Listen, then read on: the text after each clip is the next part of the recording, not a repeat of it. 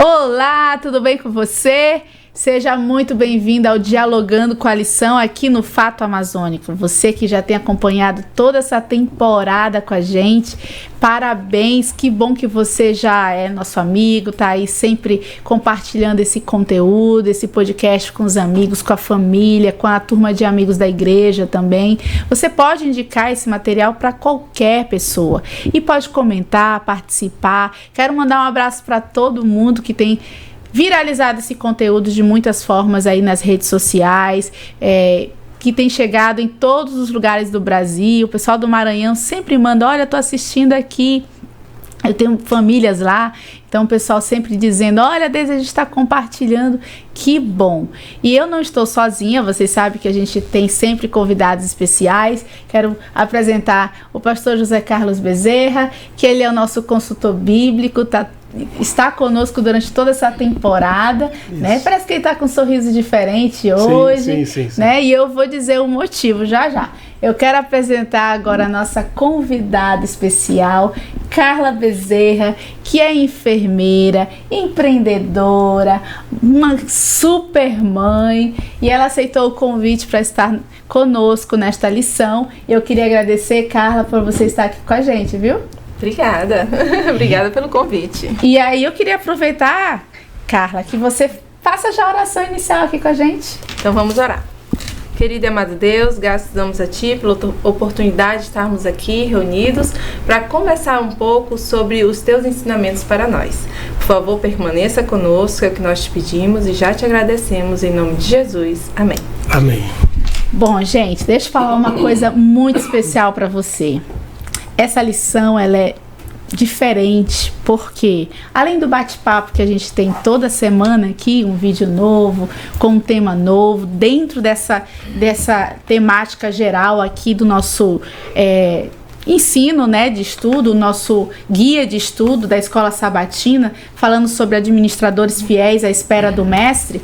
Hoje a gente está com um podcast especial, porque vocês já sabem que este senhor, né, ele é o meu pai querido, né, além de ser pastor, ele também é o meu pai, né, então eu tenho o privilégio de tê-lo aqui durante toda essa temporada. Mas ao meu lado, eu tenho a minha irmã Carla, uma pessoa que eu admiro muito, que eu amo muito e que para mim é uma honra, Carlinha, carinhosamente, estar aqui com a gente, contribuindo e participando e dividindo aí seu conhecimento. Nossa, a honra é toda minha de estar aqui presente ao lado de duas pessoas feras.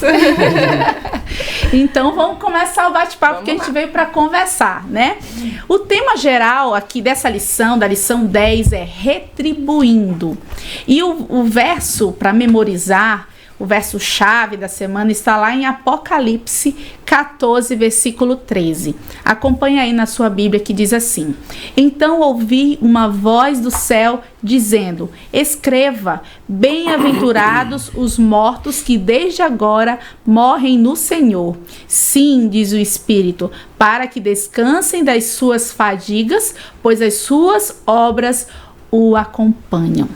Bom, aqui a gente está falando daquela fase da vida onde a gente, vamos supor, né, já o fim da sua vida, né? O que a gente tem deixado para o fim da nossa vida? Será que a gente quer ter, a gente planeja a nossa aposentadoria, né? Será que a gente planeja chegar ao fim dos tempos da nossa vida assim, né, de uma maneira tranquila? Ou a gente tem reservado alguma coisa, planejado alguma coisa?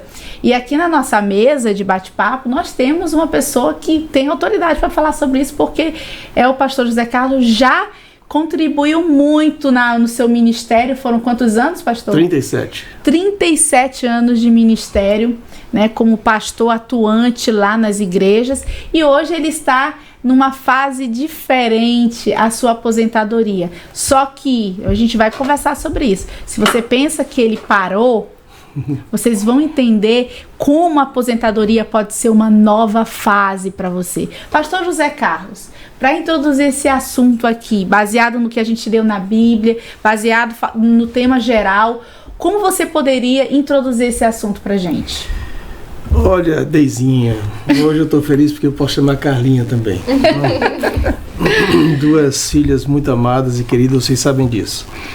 Eu me perguntaria, será que tem algum morto feliz? Ninguém quer morrer. Todo mundo, Adão quando se escondeu foi porque Deus tinha dito, no dia que tu comer dessa fruta, certamente morrerás. Ele não queria morrer, não. Ele não queria morrer, se escondeu, né? Ele não queria morrer mesmo, e o homem não quer morrer. Mas eu entendo isso aqui, que quando uma pessoa tem por propósito ter uma intimidade com o Criador, com Deus, ele não faz muita questão de continuar nesse mundo, que é cansaço, dor, preocupação, ansiedade, um bocado de coisa. Eu até me lembro de um fato, não sei se eu posso contar, Deise, aqui. Pode, fique à vontade. Eu sou conhecido como contador de histórias. Então, eu vi lá em Belém, eu visitava muitas famílias, sempre gostei muito de visitar. E aí eu conheci a senhora, a irmã Esther. A irmã Esther, ela teve um câncer no estômago e ela foi definhando, ficando cada vez mais esquelética, aquela coisa assim bem assustadora. E eu chegava lá, visitava muito ela para trazer a palavra de conforto, e ela pedia muitas vezes que eu cantasse para ela ouvir, e pastor, cante aquele hino. Eu me lembro que ela gostava muito daquele hino que diz: quando vem nuvens negras nos caminhos teus, ó, jamais desanimes, cante um hino a Deus. E eu ali com aquela voz que não é de cantor, mas eu cantava e ela ficava feliz. E eu olhando para aquela situação dela, disse: meu Deus do céu, essa senhora quando morrer vai ficar muito feia, porque ela está bem esquelética. Eu digo, eu não sei nem se vou ter coragem de olhar para ela depois que ela... E poucos dias depois ela mandou assim um bilhetinho escrito para mim: pastor, eu sei que eu não vou mais viver, eu estou lhe fazendo um pedido, faça o meu funeral. E aí eu tive que realmente ir a fazer o funeral. Mas eu devo confessar para vocês aqui que eu nunca tinha visto a irmã Esther com um semblante tão bonito como vi no dia... Em paz, né? Em paz, você sabe, um sorriso que não estava mais cansada, estava em repouso. Aí eu me lembrei desse verso, que Deus diz assim: felizes são aqueles que dormem no Senhor, né? Para que descansem de suas fadigas. A irmã Esther tinha muitas dores no estômago, dores horríveis, e aí agora eu vi aquele semblante de paz. Eu me lembrei desse versículo.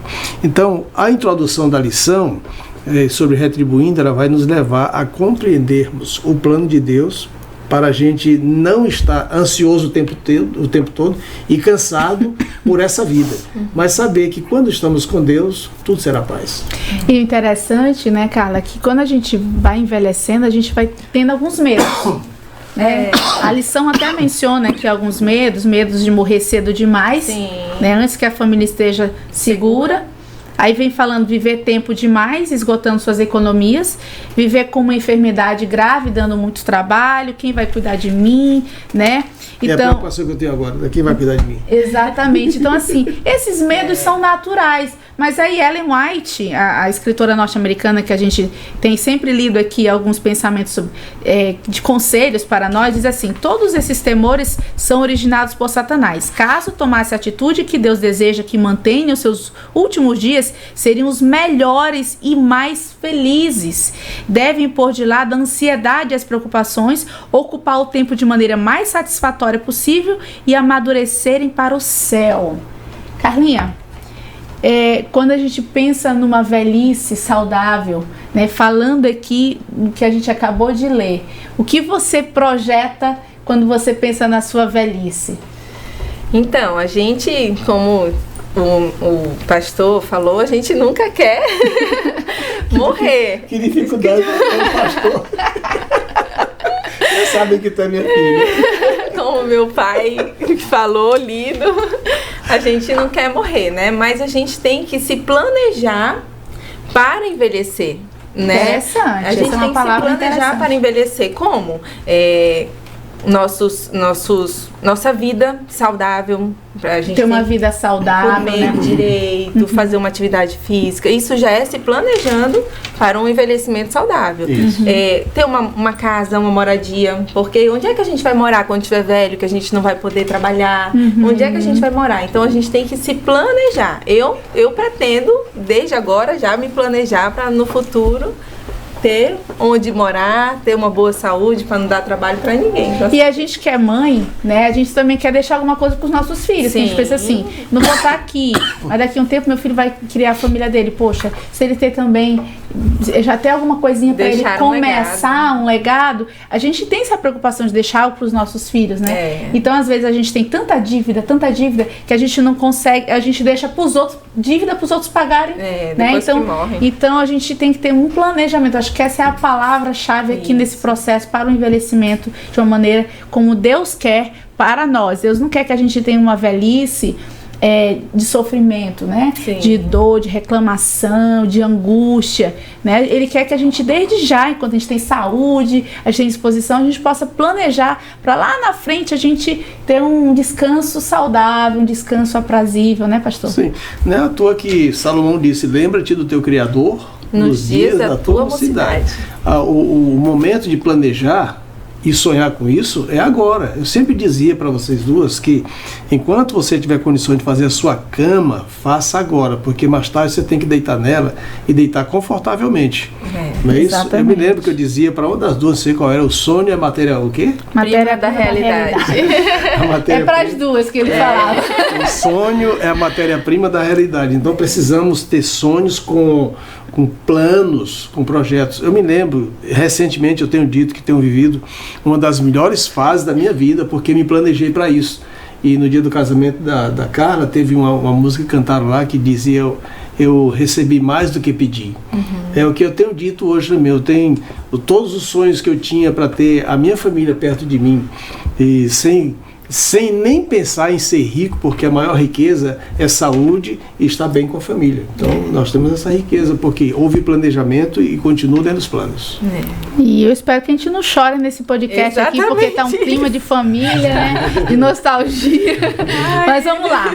O rico insensato, né? Aqui vem falando da história de... Tem alguns conselhos, né, do que não fazer na aposentadoria dentro de Lucas 12, 16 a 21, né? O que a gente pode destacar dentro aqui do rico insensato? O insensato é aquele rico que tem condições, mas ele não sabe administrar, ele não sabe utilizar os seus bens materiais, né? E aqui a questão não é um questionamento de não poder ter os bens materiais, mas como administrar. Então aqui, o que a gente pode tirar algumas palavrinhas que está lá em Lucas 12, de 16 a 21, que de repente já são orientações para a gente ter um certo cuidado para a gente, quando for envelhecer, tendo condições, no caso, né? Aqui a parábola ela fala do rico, né, que ele estava acumulando celeiros aqui na terra, e Deus fala que não sabia ele que no outro dia vinha o ceifador e ia levar a sua vida. A parábola ela não sugere que o rico ele fosse uma pessoa desleixada, uma pessoa preguiçosa, não. Ele era uma pessoa organizada, que estava ali trabalhando, que estava acumulando na terra bens, celeiros, né, mas ele esqueceu a prioridade, que é o conselho que Deus dá. A nossa prioridade ela não deve ser só os bens materiais, pois nada nos pertence de fato. A nossa riqueza, a nossa fé, ela é de Deus. Ou seja, a gente não adianta a gente acumular só riquezas materiais, a gente tem que acumular riquezas no céu. A lição até fala assim, né, que as palavras que o próprio verso fala, né, descanse, coma, beba, aproveite a vida, né. Aqui tá um problema, que muita gente pensa assim, vou me aposentar, agora eu vou curtir a vida, agora é que eu vou viver o que eu não vivi, né, antes. Mas aqui tem um certo cuidado, porque se eu planejo só viver e aproveitar as coisas aqui da terra e esqueço de planejar algo que seja Deus incluso, né, é perigoso a gente pensar numa aposentadoria onde a gente só pensa nas coisas materiais aqui da terra. Vou curtir o que está aqui na vida, na terra. É perigoso, a gente precisa usar os nossos recursos também, incluindo as causas de Deus, não é isso, pastor? A nossa prioridade não deve ser os bens materiais. Podemos ter muitos bens materiais para ser uma bênção. Não é pecado. Não é pecado. Em nenhum lugar a Bíblia fala que é pecado você ter bens materiais. Agora, a nossa prioridade não deve ser concentrar ali o coração naquilo. É tanto que Jesus disse, onde tiver o vosso tesouro, aí estará o vosso coração. Salmo 127 diz assim, se o Senhor não edificar a casa, em vão trabalham os que a edificam. Então, tudo que temos advém das bênçãos de Deus. E isso deve ser uma prioridade no nosso coração, na nossa mente.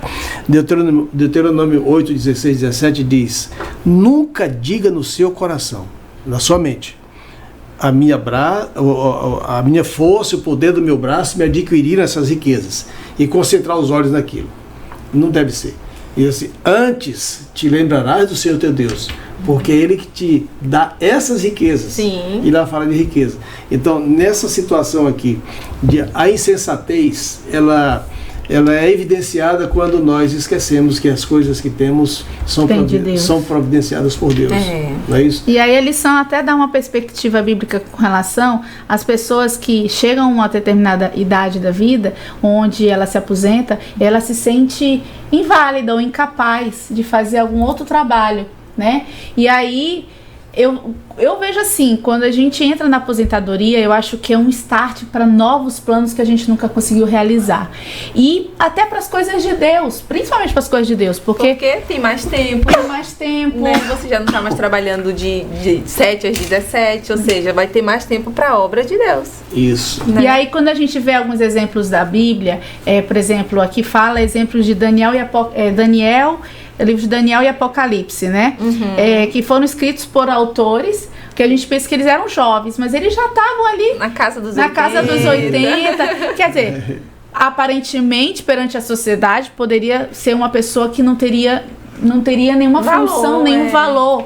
Mas Deus usou essa pessoa porque, olha, ela tem saúde, tem vigor, ela tem disposição. E ela quer trabalhar. Ela está querendo servir. Então Deus colocou para Daniel e João, né, lá na ilha de Patmos, quando você achava que João não ia ficar preso lá numa depressão, numa ilha, Deus usou ele, né, os últimos dias da sua vida foi servindo a Deus, fazendo o livro de Apocalipse. E aí também dá o exemplo de Ellen White, que escreveu o livro Desejado de Todas as Nações após seus 70 anos.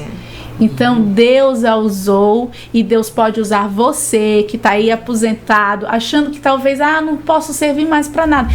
Você está dando a chance de servir muito mais a Deus agora, porque você tem um tempo muito maior para Ele, não é isso, pastor? Eu gostei da ideia de escrever o livro depois dos 70. Ainda não cheguei lá, quem sabe, né? A gente ainda tem tempo. Tem várias pessoas que pedem, pastor, escreve um livro contando suas histórias.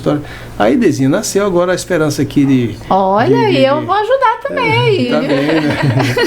Tá certo. Vamos sair para a segunda. Não levamos nada pro túmulo. Enfermeira Carla.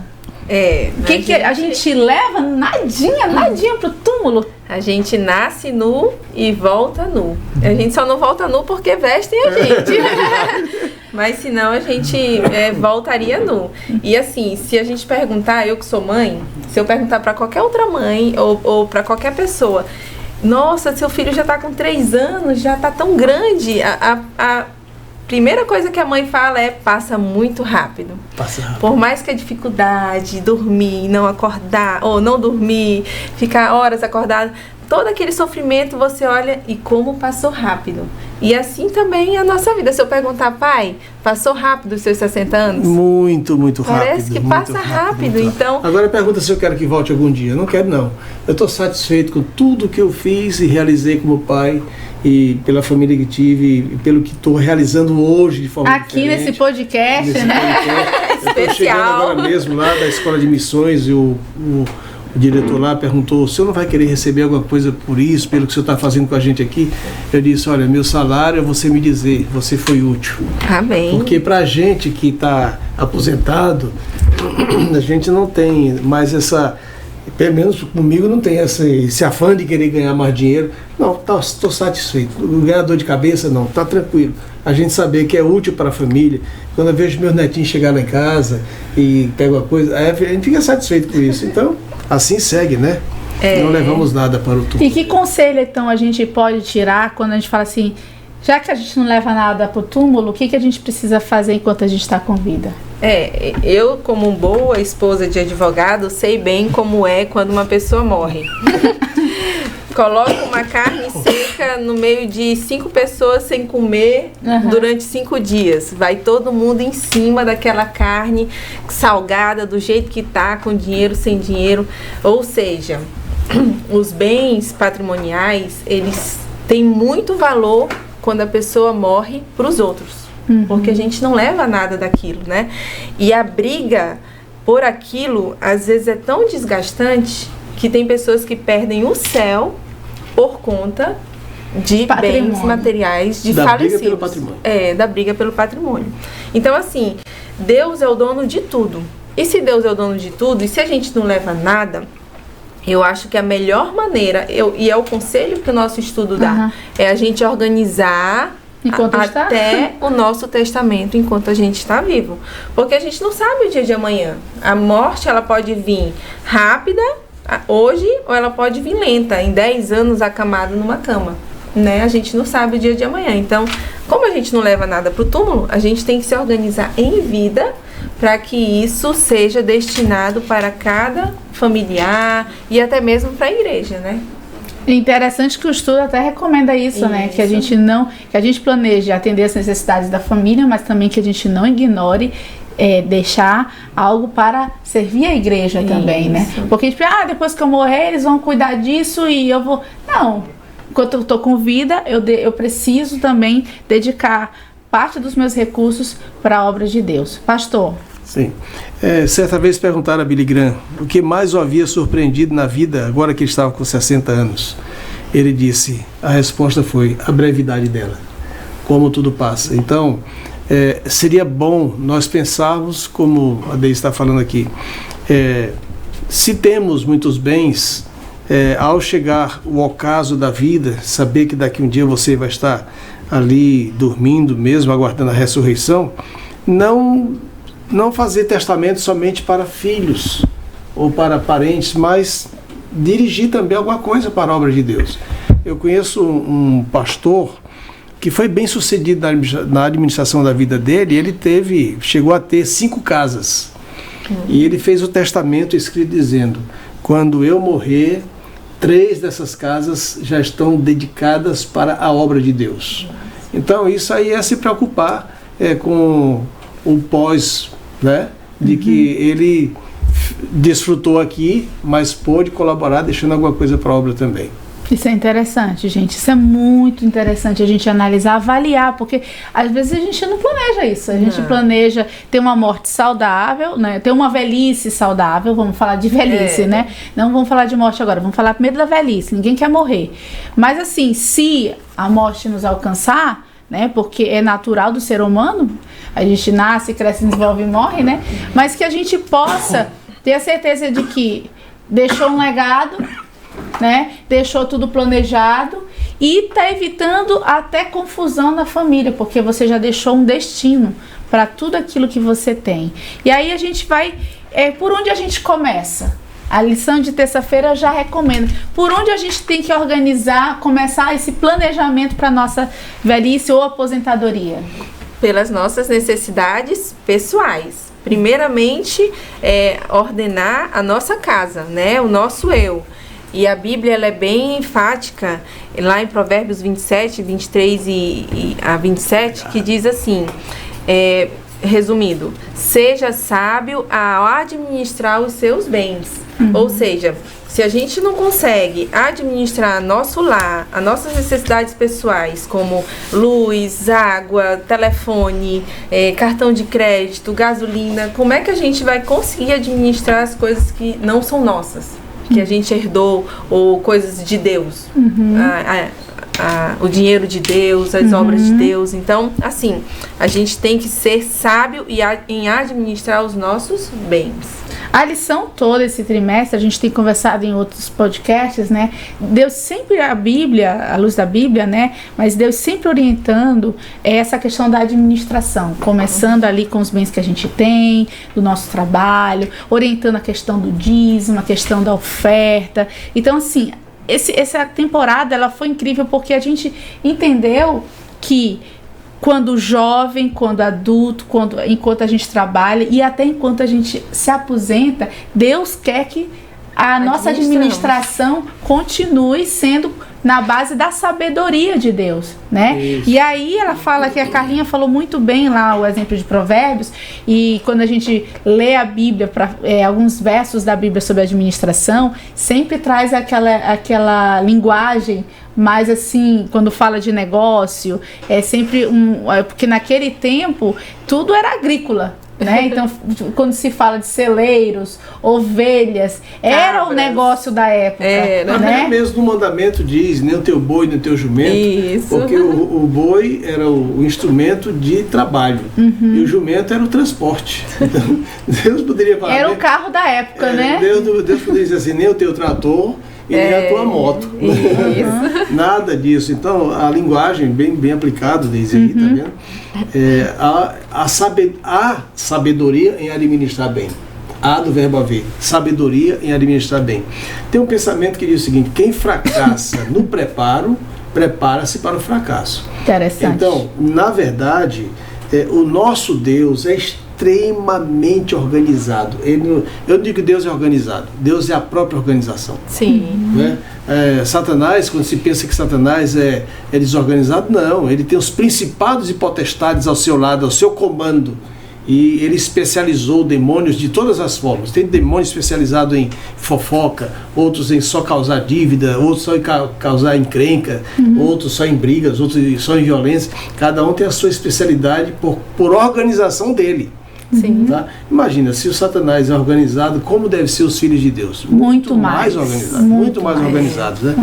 Não é isso aqui? E essa necessidade pessoal, ela deve ser o start para poder você ter uma seguridade lá na velhice e na aposentadoria também. Aí aqui em Provérbios 3, 9 e 10, diz, tem um termo que ele usa no verso: celeiros ficarão cheios. Esses celeiros ficarão cheios, quando a gente pensa em aposentadoria, a gente quer que a nossa aposentadoria também tenha celeiros cheios. Mas era o banco da época, né? Era o banco da época, era uma garantia, troca, né? Eu vou guardar, acumular. Ainda hoje tem esse costume em Israel de ter uma despensa cheia. Na casa do meu irmão, eu fui lá, tá vendo? Eu digo, isso é um comércio, isso aqui. Não, isso é o nosso celeiro. Eu fui na casa de um agricultor lá, ele tava lá o celeiro de lentilha, de grão de bico, de cereais, tudo lá, da colheita botou lá para ter a segurança. Eu conheci um pastor, pastor, que ele passou muita necessidade e fome quando era menino. E ele agora, pastor formado, ele não dormia em paz enquanto não visse um fardo de arroz e um de feijão escorando a porta da cozinha. Oh, meu Deus! Então, para ele, o celeiro dele era segurança. Era uma segurança. É segurança. Então, quando a Bíblia fala aqui de celeiros, dessa linguagem aqui, é que nós precisamos ter essa segurança do celeiro, dando-nos a despreocupação. Agora, a nossa preocupação despreocupação não deve ser só se tiver as coisas lá. Aí a lição fala assim: muitos cristãos não têm um celeiro hoje. Então, Deus abençoará nosso trabalho ou negócio se estivermos dispostos a segui-lo e a obedecê-lo. Então, é um segredinho aí, se você quer começar administrando as necessidades pessoais, né, para que seu celeiro fique sempre cheio, enquanto você trabalha e até quando você chegar na sua aposentadoria, siga Jesus. Siga seus conselhos, obedeça seus conselhos, que você vai ter uma garantia, a promessa vai se cumprir sobre a sua vida, e você não vai precisar dormir com o fardo lá, escorado lá na porta, porque você tem certeza que Deus nunca vai deixar faltar, né? E é interessante também que, assim, Deus,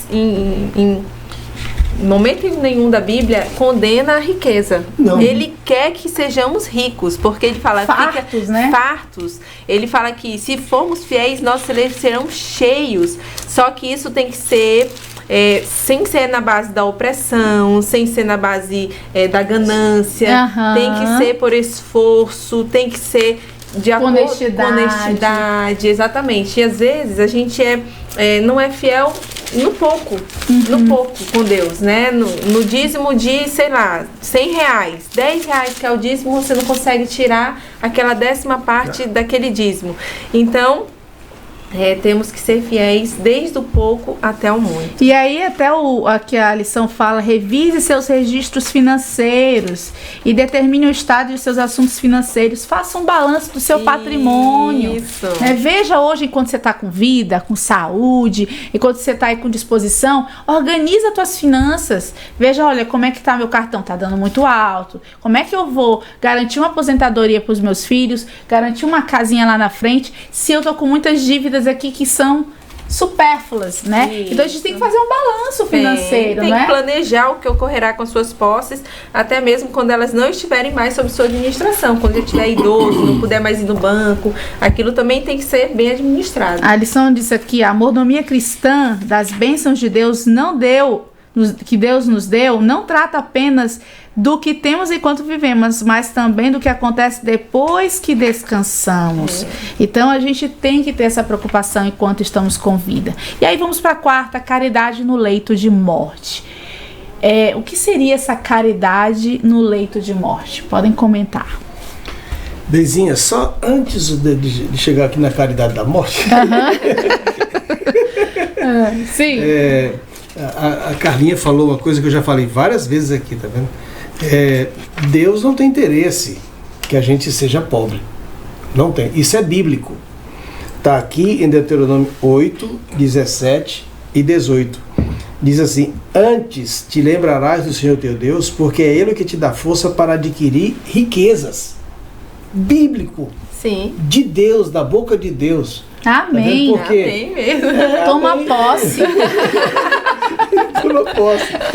Agora, Deus sabe perfeitamente quem recebe a riqueza e bota no coração. Esse é o perigo. Esse é o perigo. E por isso a gente vê mais pobres do que ricos. Porque às vezes não sabe administrar, não sabe. né? Eu já vi tantos casos de pessoas que dizem: pastor, me arranja emprego. Pastor, consegue emprego para mim? A gente arranja. E a primeira coisa que faz depois que tem um emprego, que está ganhando bem, é esquecer de Deus, é deixar de ir para os cultos, deixar de louvar, de glorificar, tudo mais, porque pensa que aquilo foi conseguido com o esforço dele.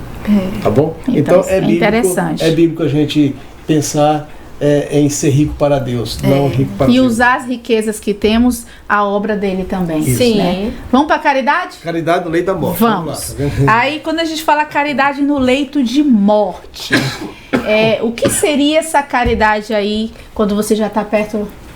É porque assim, muitas pessoas pensam: eu sou muito jovem, ainda tenho que trabalhar muito, deixa para quem já está para morrer, para quando for morrer, o que sobrar... Não olha pra mim, não. O que sobrar...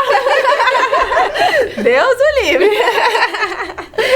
Não, mas tem gente que quer ser honesto. Assim, quando tá perto da morte, Deus não, aponta pro outro lado, aponta pra mim, pra cima.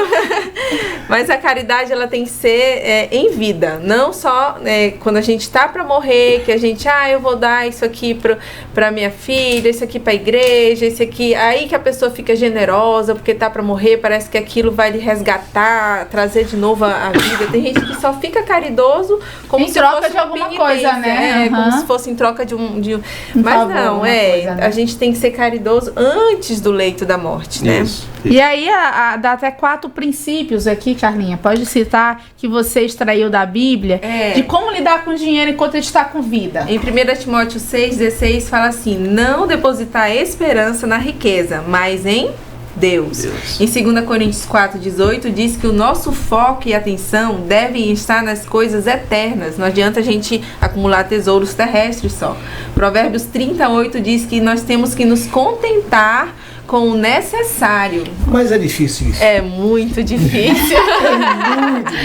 Quem não quer um celular novo, um carro luxuoso? Um sapato. Exato. Eu tenho um carro novo, mas quer que seja automático. É verdade. Aí sempre quer algo a mais, Conheço gente assim. Eu conheço alguém desse jeito, sabe? Eclesiastes 5:10 diz que quem ama o dinheiro nunca estará satisfeito. Ou seja, quem tem dinheiro sempre quer ter mais, se coloca isso como tesouro. Como prioridade, né? Ter mais dinheiro. E aí a lição aqui fala, tem um pensamento de Ellen White que diz assim, ó: vi que muitos, é uma frase muito séria aqui, muitos sonegam a causa de Deus enquanto estão vivos, acalmando a consciência com a ideia de que serão caridosos na morte.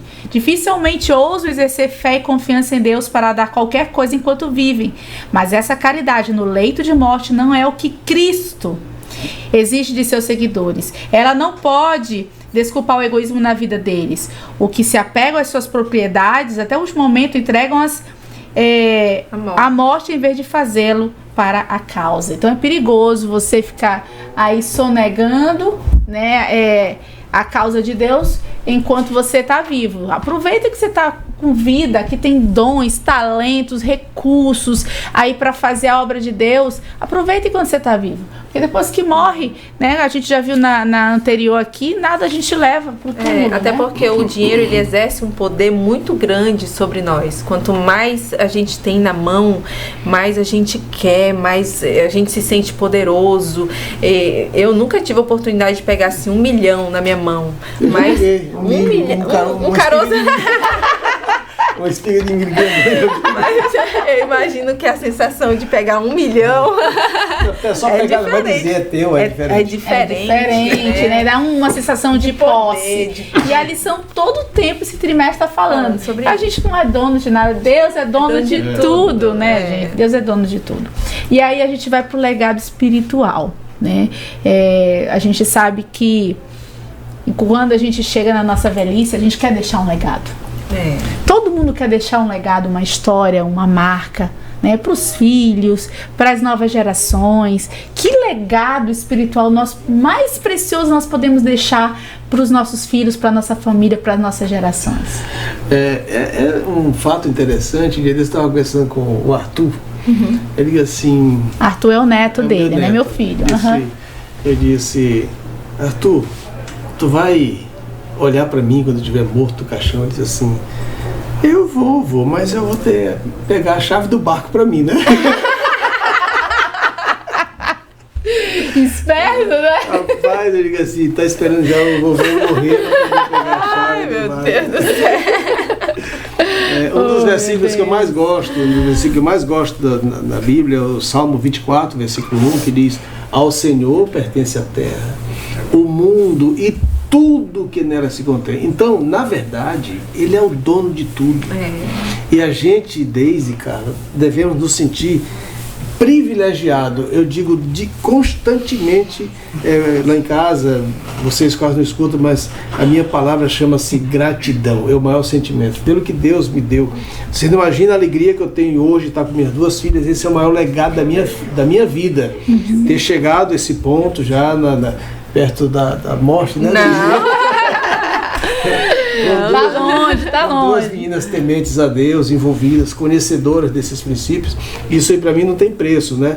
Agora, esse legado já foi me perguntado. Qual é o maior legado que você deixou na sua vida? E se foi material, acho que não teve muito não. Mas espiritual, pelo menos eu espero que um dia você se lembre. Poxa, papai falava isso, papai dizia aquilo. Papai dizia...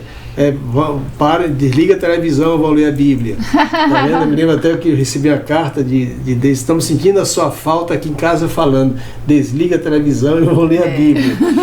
Isso faz parte de um legado. O filho nunca se esquece das palavras sábias de um pai que estão preocupados com a espiritualidade deles. Nunca se esquece. Né? Carlinha, que legado espiritual a gente pode deixar para os nossos filhos? Qual é o maior tesouro que a gente pode acumular?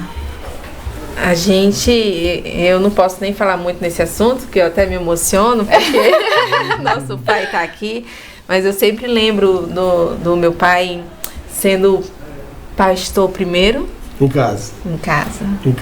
Antes de ser pastor fora, ser pastor dentro de casa. E a mesma coisa, eu fico olhando, eu sou enfermeira, eu tenho que primeiro ser enfermeira dentro de casa, para depois Sim. Né?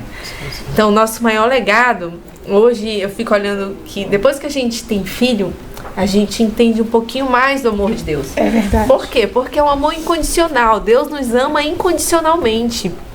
E quando a gente entende esse amor incondicional, é diferente, realmente é diferente. Então, pra gente ter um legado espiritual, a gente tem que ser um bom administrador das coisas que Deus nos dá. E Deus não dá só dinheiro. Deus dá tempo, Deus dá talento, Deus dá dons, né? Então nós temos que ser bons administradores daquilo que Deus nos dá. Uhum. Bom, a lição, a gente está hoje emocionada, gente, porque realmente a gente nem ensaiou isso. Não estava nada ensaiado, mas assim, quando entra no legado espiritual, eu também, assim, lembrando, né? Eu lembro que eu acordava cedo e eu escutava, sempre escutei, né? Até hoje, se você for cedo lá na casa dos meus pais, a gente escuta ele fazendo o culto dele, cantando os hinos dele. A Bíblia toda. A Bíblia dele, gente, não é fake não. Me dê essa sua Bíblia aí. Eu vou mostrar aqui. É uma das, tá? Porque ele tem umas 3 dessa aqui, olha. Toda marcada, né? As páginas.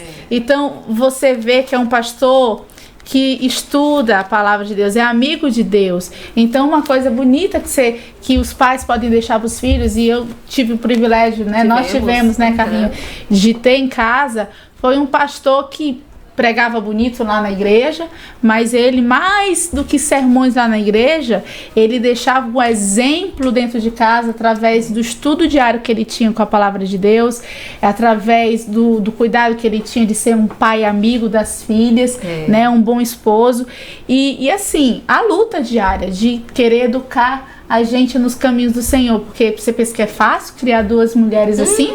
Não é fácil não, né? Lembro-me muito bem quando a gente não queria ir para a igreja, né, Carlinha? Não queria ir para a igreja, não queria. E aí ele tinha que ir para a igreja, não queria ir sozinho e queria que a gente fosse junto. E aí eu lembro que ele começava a criar umas estratégias, ele era criativo. Eu lembro que uma das criatividades dele era o seguinte: minhas filhas, vamos, que na volta a gente vai passar no Vermelhinho. O Vermelhinho, gente, era um lanche que tinha no caminho voltando da igreja, e era um lanche gostoso e a gente gostava de comer. Mas não era sempre que a gente comia lá. Mas quando ele falava assim, vamos passar no Vermelhinho, a vontade de ir para a igreja subir, assim, nossa, sabe, tomava conta de nós. E a gente ia para a igreja, mesmo que com interesse um incentivo. Um incentivo, mas ele queria que a gente estivesse dentro da igreja. Quantas vezes a minha irmã, agora eu posso falar que ela tá repetindo a mesma cena com os filhos dela e com os meus, mas quantas vezes a gente ia para a igreja, cansada, e dormia o culto todo. E meu pai dizia assim, melhor minha filha dormir na igreja do que no mundo, né? E quantas vezes a Carlinha acordava, dormia o sermão todo, e aí na hora do apelo, ela acordava na hora do apelo, aceita Jesus, e ela levantava a mão assim. Então, né, Carlinha? Isso é um legado espiritual que a gente pode deixar para os nossos filhos, né? Isso. E assim, o legado espiritual, quando ele tem um embasamento bíblico, ele também tem um exemplo presente, né? Então, assim, as finanças também sempre foram muito organizadas lá em casa, né? Não era só um legado espiritual, era um legado financeiro, um legado administrativo. A gente sempre falou que lá em casa a gente não tinha só um pastor, tinha um administrador, um médico, um professor, um pedagogo, tudo um psicólogo, né, conselheiro amoroso. Exatamente. Né? E assim, eu queria que vocês dessem as considerações finais aqui sobre esse estudo maravilhoso, que a vontade que a gente tem de continuar falando. Pastor, você que é aposentado, qual o conselho que você dá para os aposentados, baseado à luz da Bíblia e no estudo que nós tivemos hoje? Olha, na parte do legado espiritual, ficou aqui ainda a parte final da lição, que diz que há muitas vantagens em doar agora, enquanto estamos vivos. Né? Primeiro, o doador pode ver resultados no presente. Um novo prédio da igreja, um jovem da faculdade, uma ajudar, campanha, né, evangelística, etc. Segundo, o ministério ou a pessoa pode se beneficiar agora quando a necessidade é maior. Terceiro, não há briga entre familiares ou amigos após sua morte, se foi bem já está no testamento, né? É um bom exemplo de valores familiares e de generosidade, o amor ao próximo. Quinto, minimiza impostos sucessórios. Sexto, garante que a doação será feita à entidade destinada sem interferência judicial. Sétimo, demonstra que o coração do doador foi mudado do egoísmo para o altruísmo. E oitavo e último, armazena tesouros no céu. Então, isso aqui é um guia de um tipo de legado espiritual que você pode deixar, tá bom? Se seguir a lição, vai deixar.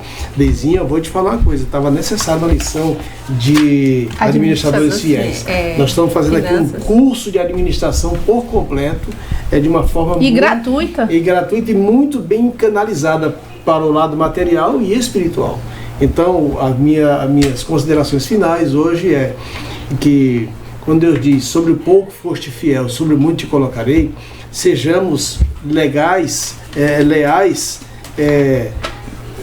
atentando para as necessidades pessoais, lembrando que a caridade não deve ser somente na hora da morte, mas que devemos deixar um legado espiritual, não só na família, mas para a igreja, para os vizinhos, para quem quer que seja, a gente deixe alguma coisa que diz, essa pessoa foi e é assim. Amém. Carlinha. Concordo plenamente, e a gente tem que se organizar, ser um bom administrador agora. Não é deixar para quando se aposentar, quando estiver já no leito de morte. A gente tem que retribuir e organizar essas nossas finanças até a nossa morte, já de agora, enquanto a gente está com vida, com sanidade mental, com saúde, deixar tudo organizado. Excelente, gente. Ficou com gostinho de quero mais.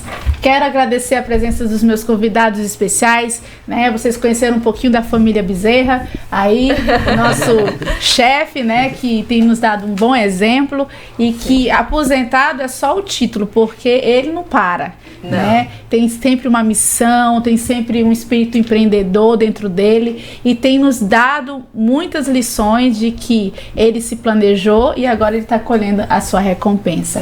Carlinha, muito obrigada. Deus continue te abençoando como mãe, como empresária, né? Pastor, faça uma oração aí para encerrar. Bondoso Deus e Pai querido, nós temos muitos motivos para te agradecer, buscando ser administradores fiéis. Estamos à espera do nosso mestre. Nós estudamos aqui durante esse trimestre que precisamos fazer alianças contigo, e que a maior oferta que podemos oferecer para Jesus é o nosso próprio coração.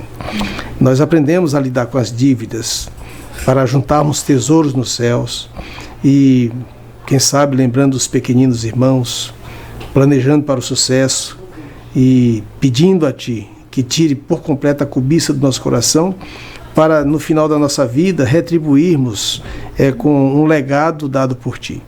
Abençoa-nos como Teus filhos, Teus representantes, e dá-nos o privilégio de, como Teus filhos, estarmos com a viva esperança de um dia estar contigo no reino eterno.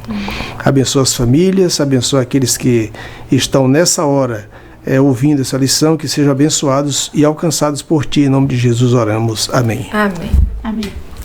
E a gente vai ficando por aqui com gostinho de quero mais para a semana que vem. Toda semana, todo sábado tem vídeo novo aqui no nosso canal do Fato Amazônico, dialogando com a lição, e você pode viralizar esse conteúdo maravilhoso com todo mundo. Deus te abençoe e a gente se encontra semana que vem.